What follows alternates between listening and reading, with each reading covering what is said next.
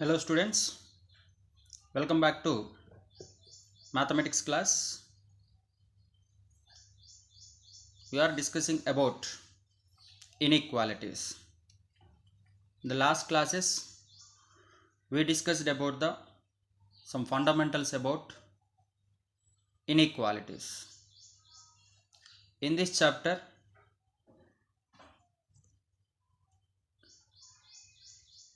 before going to discuss about the few more fundamental concepts of this chapter, let us revise the concepts of number system once.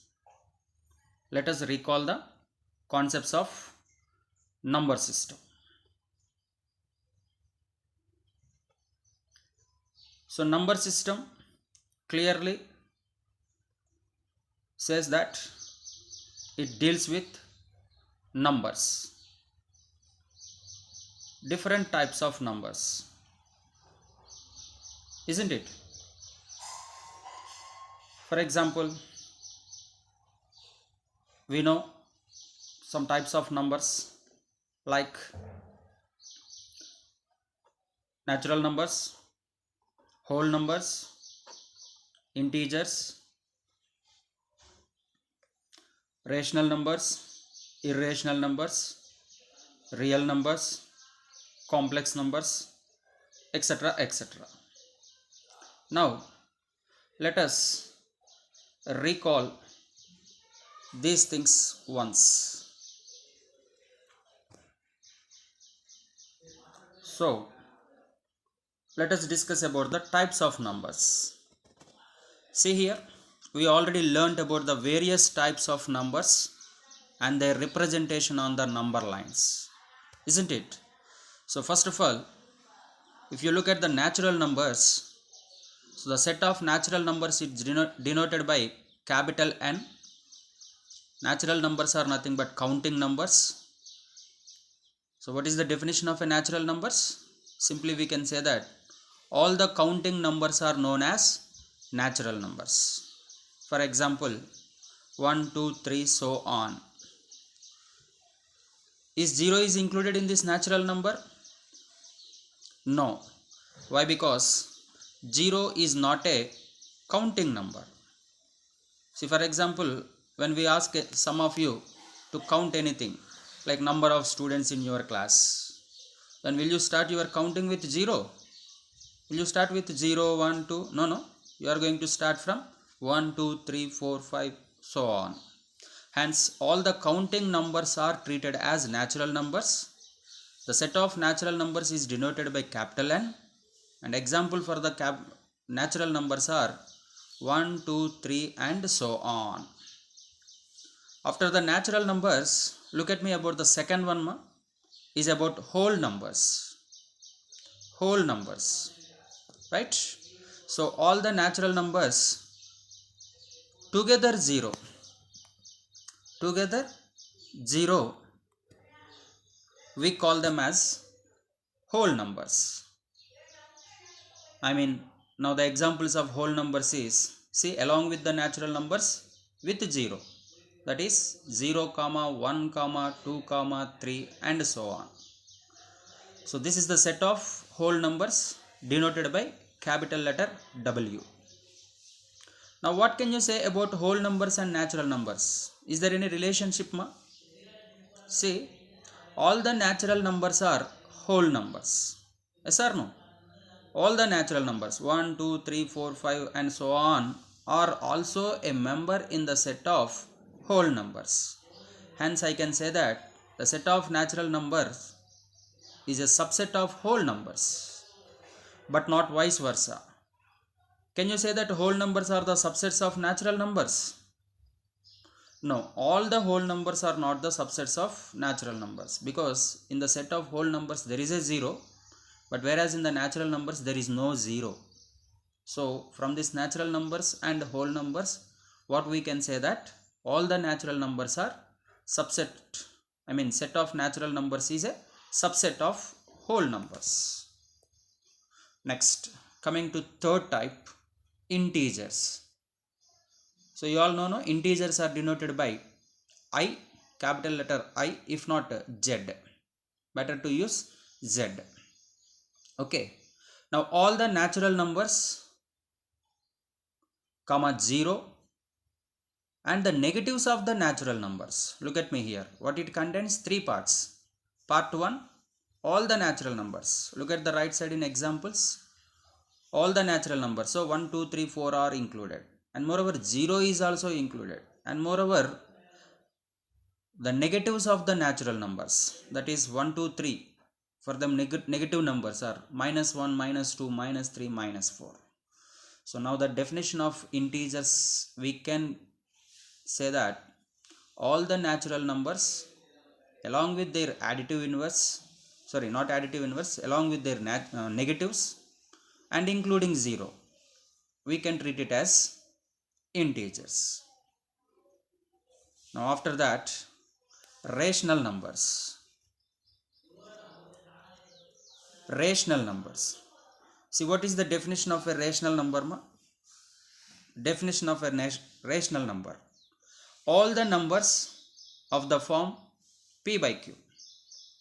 All the numbers of the form p by q, where p and q are integers, comma q not equals to 0, are called rational numbers, and their set is denoted by capital letter Q. Okay. So every number which can be expressed in the form of p by q, provided the conditions are p and q must be integers, and moreover since q is in the denominator, hence it is not equals to 0. Okay. So the set of rational numbers are denoted with the letter capital Q. Now look at this point, my second point in this. Every integer is a rational number, since it can be written as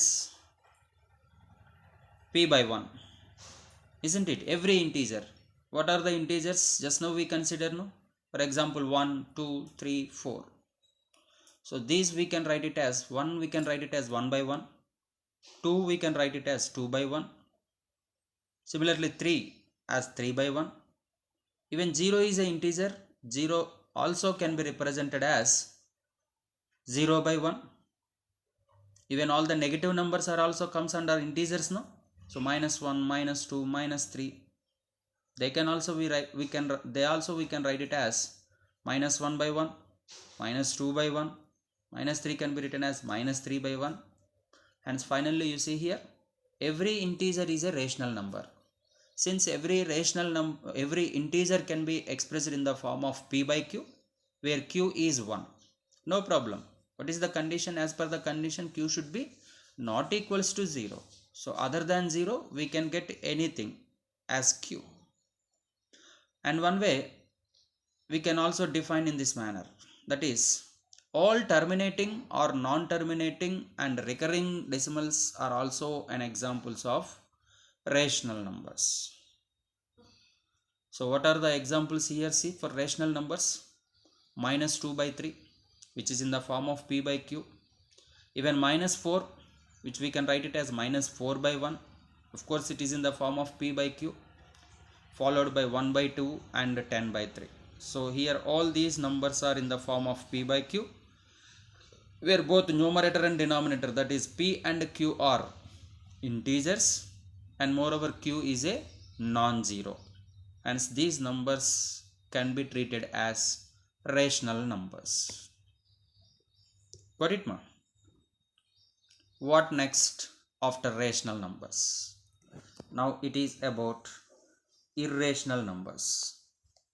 See, look at the statement of irrational numbers. The numbers which cannot be expressed in the form of p by q. See, earlier the numbers which can be expressed in the form of p by q are rational numbers, whereas the numbers which cannot be expressed in the form of p by q are called irrational numbers. So they are also expressed as non-terminating and non-recurring decimals. Non-terminating and non-recurring decimals. The set of irrational numbers is denoted by q dash, that is nothing but q complement. you can write it as q dash, simply a line on the top of the q. If not, q power small c, it should be read it as q complement, which is used to denote the set of irrational numbers. So look at the statement ma. What is the statement of irrational numbers? Very simple. The numbers which cannot be expressed in the form of p by q are called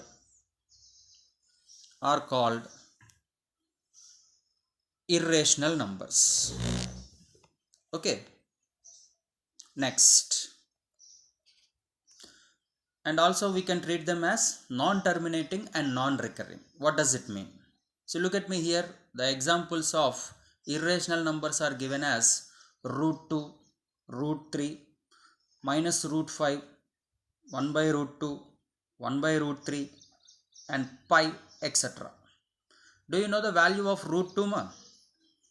Root 2 value. I think you may say that the value of root 2 is 1.414. But which is not exactly the value of root 2.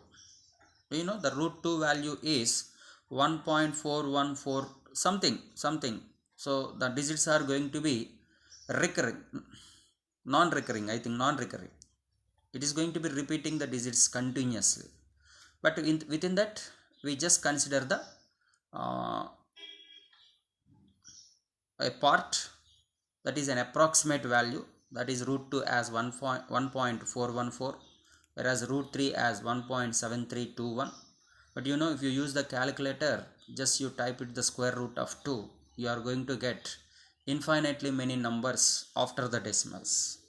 Hence these are all non-terminating, non-recurring. Okay, so these are the examples of irrational numbers. Even look at it, the last pi. You may think pi is as 22 by 7, but which is not exact value ma, which is 22 by 7. Later we may write it as 3.14, which is an approximate value for irrational number but not the exact value. Okay, so these are all non-terminating and non-recurring decimals, hence they call as irrational numbers. Now look at the definition of a real numbers. What is the real number? See, just now we discussed all the regarding rational numbers and irrational numbers. Now the set which contains both rational and irrational numbers is called the real number set. I mean, all the rational numbers and irrational numbers together we call them as real numbers. Hence the set of real numbers is denoted by capital R, where capital R is equals to, look at me here, Q union Q complement. Q denotes the set of rational numbers and Q complement denotes the set of irrational numbers. And you know the meaning of union, nothing but combined. So together. So now the set of all rational numbers and irrational numbers together we call them as real numbers. And the real numbers can be expressed on the number line as follows. I have already shown to you in the last videos how to represent the numbers on number line. Okay ma. Now what next after rational numbers? So now let us look at once regarding number system. So all these numbers we can represent this type of diagrams which are called Venn diagrams. Venn diagrams. Look at me ma, the big circle which is the set of real numbers, capital R in the sense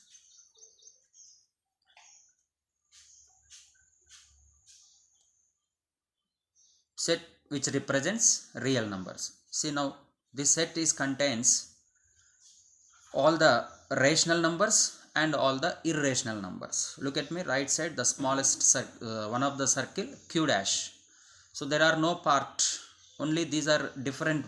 Q dash which denotes for set of irrational numbers, I mean non-terminating, non-recurring decimals. Okay, whereas left side if you look at, which is denoted by Q, I mean set of rational numbers.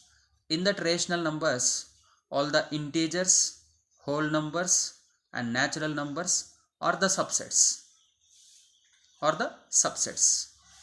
Now just from this we can understand that, see, set R contains two sets, they are nothing but Q and Q dash. That is the set of all rational numbers and irrational numbers. Together we call them as real numbers. But you know, all these are comes under complex numbers. All this comes under complex numbers. Now we just look at this side. So this is what. So now entire number system we can represent in this manner through Venn diagram. Venn diagram is a one type of diagram which help us to represents the numbers. Will be expressed with the help of circles and rectangles. So look at me, at the top I represented with C. C denotes here set of complex numbers. Now you look at me, all these natural numbers, whole numbers, integers, rational, irrational. Now finally all these together we call them as real numbers, and this real numbers, the set of real numbers is a part of complex numbers. Hence you look at the right side top, on the top of the right side, see finally R is nothing but, I mean real numbers are, what are the real numbers? Q union Q dash. I mean rational numbers and irrational numbers together we call them as real numbers, and this real number is a subset of C. I mean set of real numbers is a subset of complex numbers. I mean every real number is a complex number now. So look at me here, especially in the Venn diagram. First look at the smallest set is natural number set, and natural number set is a part of set of whole numbers. Hence I can say that natural numbers are the subsets of whole numbers, and now these whole numbers are subsets of integers Z. Now these integers are subsets of rational numbers, that is Q. Now this Q dash is entirely different, that is irrational numbers. Now together rational and irrational together we call them as real numbers. Hence real number is a part of set, all the real numbers are subsets of complex numbers. Now here the head of this number system is complex number set. So if you say that a number is a complex, hence it may be a real number, it may be a rational number, it may be integer, it may be whole number, it may be a natural number, even it may be a irrational number also. So now let us see what is the complex number. Just now we are discussing about the complex number. No, what is the definition of a complex number? The numbers which can be expressed in the form of a plus ib. Look at me, ma. Look at the board. The numbers which can be expressed in the form of a plus ib are called complex numbers. Here small a is real part and I into b. B is there, no, small b denotes here imaginary part. I mean the combination of real part and imaginary part together we call them as a complex number. Hence every complex number can be expressed in the form of a plus ib. For example, look at me. 2 is the number. So up to now what we know about 2? You may think 2 is a natural number. Of course. 2 is also a whole number. Of course. Even 2 can be treated as integer, rational number, even as a real number, isn't it? Of course. Now you know 2 is not only a real number, not only a rational number, not only a whole number and integer and natural number. Now 2 can be even a complex number. Let us see how it is possible. So 2 I can represent as 2 plus 0 into I. 2 plus 0 into I can write it. Now see, which is in the form of a plus ib. Hence real part is here 2 and imaginary part is I into 0, no? That is b is 0. Hence here the imaginary part is 0. But no doubt that 2 is a real number as well as complex number also. Now coming to I. So earlier we discussed, no, I stands for an imaginary number. Now I can also be represented in the form of a plus ib. That is 0 plus 1 into I. So here the real part is 0, whereas the imaginary part is 1 into I. That is bi. What is in the place of b? 1. Hence I, we can represent it as 0 plus 1 into I, where real part is 0 and imaginary part is 1. Now coming to minus 3i. That minus 3i can represent it as 0 minus 3i. Okay ma? 0 minus 3i. Hence here the real part is 0, whereas imaginary part is minus 3. Okay. So now look at the last one more example, that is minus 5 by 7 plus 0 into I. Actually if it is a minus 5 by 7, so what we say generally, since it is in the form of p by q form, then we treat it as a rational number. Okay, and rational numbers are subsets of real numbers, hence this can be treated even as a real number also. Now not only it is a real number, since it can be expressed in the form of a plus ib, that is minus 5 by 7 plus 0 into I, that is real part is minus 5 by 7 and imaginary part is 0, hence which is also a complex number. So finally a number which can be expressed in the form of a plus ib is called a complex number, where a denotes the real part and b stands for imaginary part. Okay.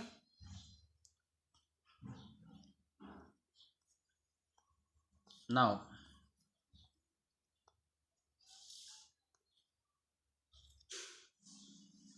see, hence what we can say, is this statement is correct or not? See, every real number is a complex number, isn't it? Every real number is a complex number, right? That is capital R subset of capital C. The middle one are in between R and C, that is the symbol subset. So every real number is a complex number, hence set of real numbers is subset of set of complex numbers, and the examples are given as below. Generally 3, 4, till now we know that they are real numbers, but 3 and 4 can be expressed as 3 plus 0 into I, and even 4 can be 4 plus 0 into I, hence they are in the form of a plus ib. So they are nothing but complex numbers. So look at this one about I square value. I square, I stands for here iota. So I square is equals to minus 1. We know well already, we discussed in the last class. And from I square is equals to minus 1, hence I is equals to square root of minus 1. Okay, please remember the values of these two. I is equals to root of minus 1 and I square is equals to minus 1. Let us see generally where we get this I and I squares. For example, there is an equation x square plus 1 is equals to 0. Now we need to solve for x. For what value of x the given equation is true. So first of all, to solve the value of x, just send a plus 1 to the right side. Hence I can write it that x square is equals to minus 1 followed by x is equals to root of minus 1, and just now we discussed about root of minus 1 is the value of I. Hence here the value of x is nothing but imaginary number.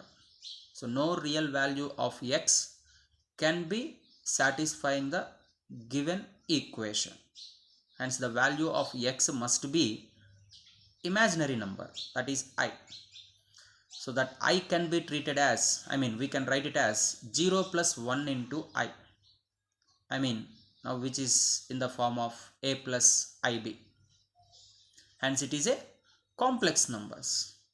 The roots of the given equation x square plus 1 is equals to 0 are complex numbers. What are they? Complex numbers.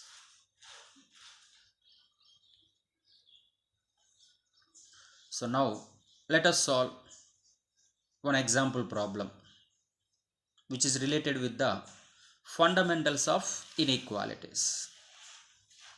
So look at the question everybody. If x belongs to open interval 3 comma 5, if x belongs to open interval 3 comma 5, then find the values of, these are belongs to which interval? The values, set of values. We need to find out the values of x plus 2 belongs to which interval, x minus 2 belongs to which interval, etc, etc. 2x, x by 2, minus x and minus 2x. So now coming to first one, what is given to us? X belongs to open interval 3 comma 5, and we discussed already about the open interval and closed interval, even about semi-closed and semi-open interval. The meaning of x belongs to open interval 3 comma 5 is x lies between 3 comma 5. That is, can represent it as 3 less than x less than 5. Now coming to first condition is x plus 2. So since we want x plus 2, let us add 2 on all sides. All sides. Add 2 on all sides. So when you add 2, then 3 becomes 3 plus 2. Inequality, there is no change in the inequality. So hence x is x plus 2 now, and 5 becomes now 5 plus 2. That is what added 2 on all sides. Now 3 plus 2 is nothing but 5. Less than x plus 2 is less than 7. Hence, what is the meaning of this 5 less than x plus 2 less than 7? That is nothing but x plus 2 belongs to open interval 5 comma 7. Isn't it? See, when x is belongs to open interval 3 comma 5, then x plus 2 becomes, what happens here? Nothing but just we added plus 2 to the extreme values of the interval. That is 3 became now 3 plus 2 5, and 5 became now 5 plus 2 7. Hence x plus 2 belongs to 5 comma 7. And similarly, look at the second condition. This time we need to find x minus 2.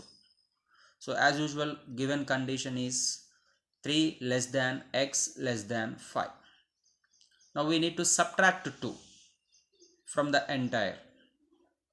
That is 3 minus 2 less than x minus 2 less than 5 minus 2. Hence, what is 3 minus 2? 1. X minus 2 remains as it is, and 5 minus 2 is 3. Therefore, x minus 2 belongs to open interval 1 comma 3. Just look at when x is belongs to open interval 3 comma 5. Now coming to x minus 2, that is we need to subtract the 2. Hence if you subtract 2 from 3, then 3 minus 2 1, and from 5 minus 2 3. So we can do it directly, addition and subtraction related to an open interval. Just we need to add whatever we need to add to the extremes, and similarly we can also subtract to the extremes, that is small a comma b. Now the third condition is 2x. So what to do now? Since you want to get 2x values, we need to multiply by 2. So look at that. Since 3 less than x less than 5, after multiplying by 2, that is 3 into 2, x into 2, 5 into 2. Hence 2x lies between 6 comma 10, that is open interval 6 comma 10, right? So here multiplication is also directly. See, when x belongs to 3 comma 5, when you want 2x value, just multiply the extremes with 2. Hence 2 into 3 becomes 6, 2 into 5 which is 10. Okay, now look at me the fourth condition, that is x by 2 we required. So we need to divide by 2. We need to divide by 2 on both sides, I mean entire inequality. Hence 3 by 2 less than x by 2 less than 5 by 2. So finally x by 2 belongs to open interval 3 by 2 comma 5 by 2.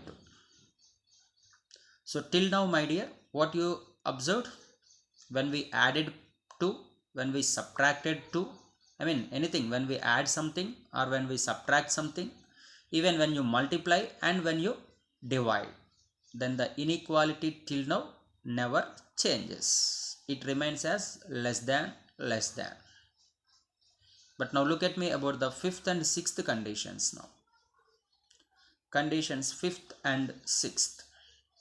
So this time we want minus x. So since given condition is x belongs to open interval 3 comma 5, so please concentrate here, very important concept. So now I want minus x. So that's why let me want to multiply by minus on all sides.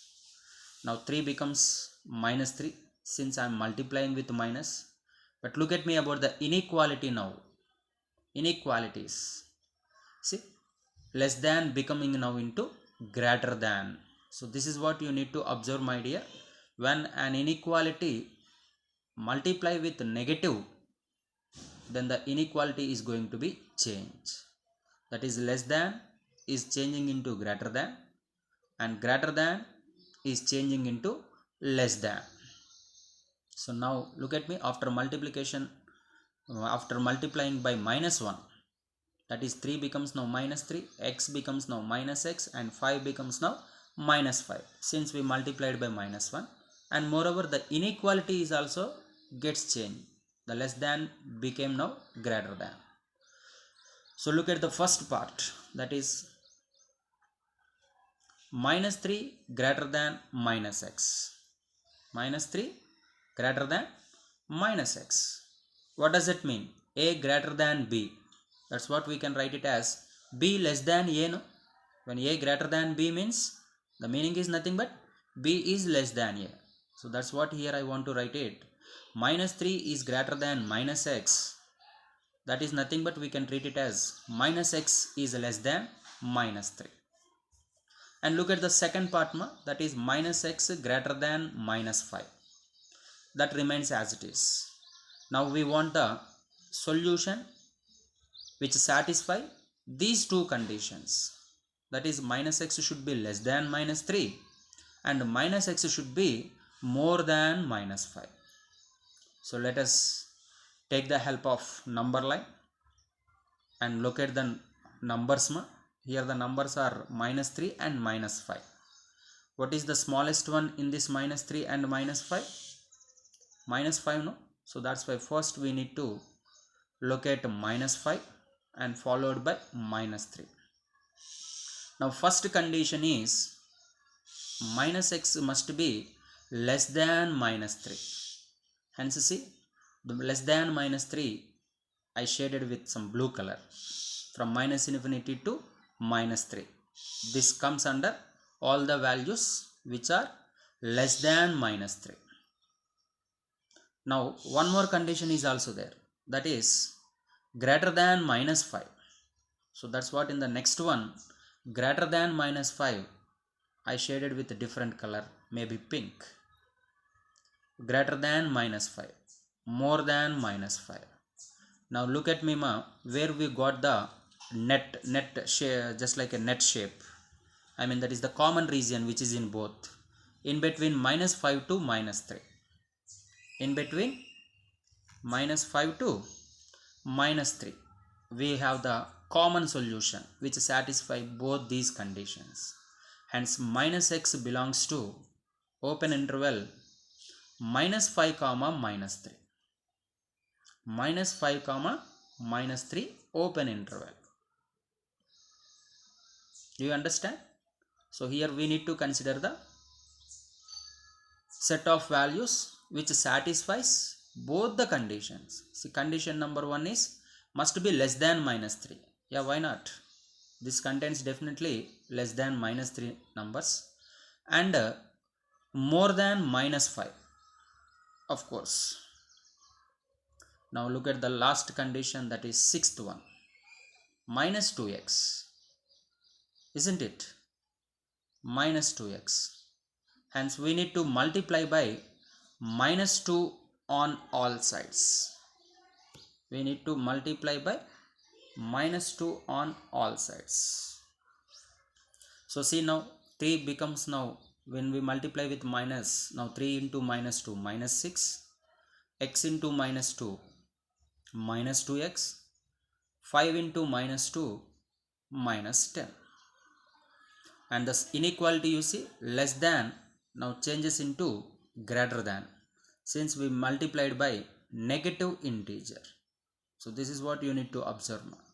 So as usual, what we did in the earlier case, minus x case, now here also let us divide the into two cases, that is minus 6 is greater than minus 2x and minus 2x is greater than minus 10.